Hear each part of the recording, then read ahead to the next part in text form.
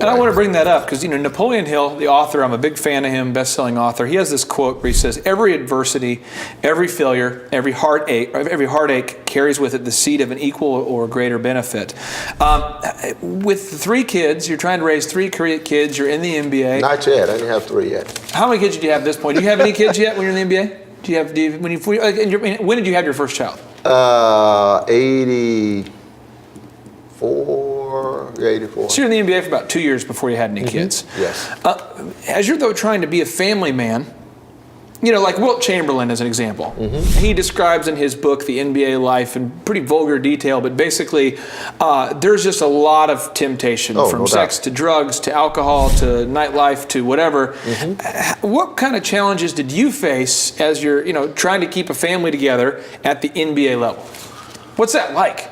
The biggest thing for players, especially married people, that your time off.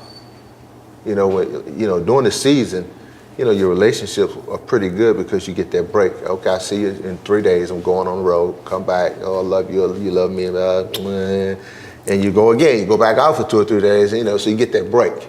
But the summertime when it hit, back then, you used to could play in a lot of charities events, whether it was bowling, golf, whatever, and you would go.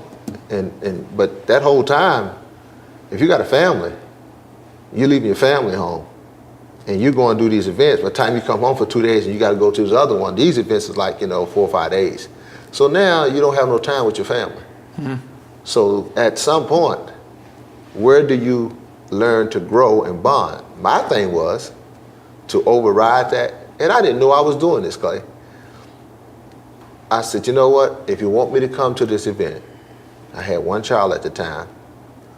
I said, I got to bring my wife and my kid because I wanted to learn and know my wife and my kid when I'm not constantly going. That's one thing as I've got to know you and David Robinson and Dr. Zoellner and different guys who I've talked to have been great mentors on the Thrive team. The idea that they keep mentioning that the importance of bringing your wife with you on it. My wife's on the set today, which is why if I keep drifting my focus, it's because I'm hitting on her. I'm trying to hit on her. I'm just kind of look over here and trying to, so I keep going, hey. That kind of. But seriously, bringing your wife with you and incorporating your wife and your kid in your business. I bring my son up to work all the time. People are like, what's he doing? Right. I bring him up there because, he's a big part of my life and I want him to know what's going on. Right. And someday, I'd like him to be involved and work with him. And I think that's awesome. Now, I want to ask you this, though. You played in the NBA with some crazy dudes. You played with some awesome players. Question number 1, you play 11 seasons in the NBA, and you've coached now for, I think, what? 22.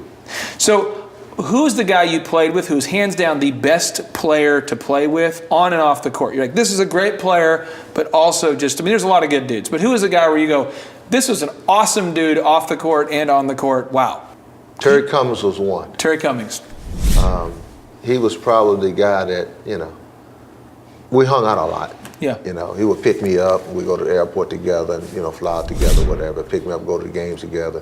Because one, we lived in the same neighborhood, but Dave Robinson was another one who I thought was he stood up for all the things that you would want your kids and, grandkids to see what a professional athlete / businessman / father figure, so on and so forth. How hard is that to do that at the NBA level? When a guy like David or Terry Cummings stands up for their values at the NBA level, how hard is that? It's hard, but I think if you keep a humble heart and stay focused on what life is really all about.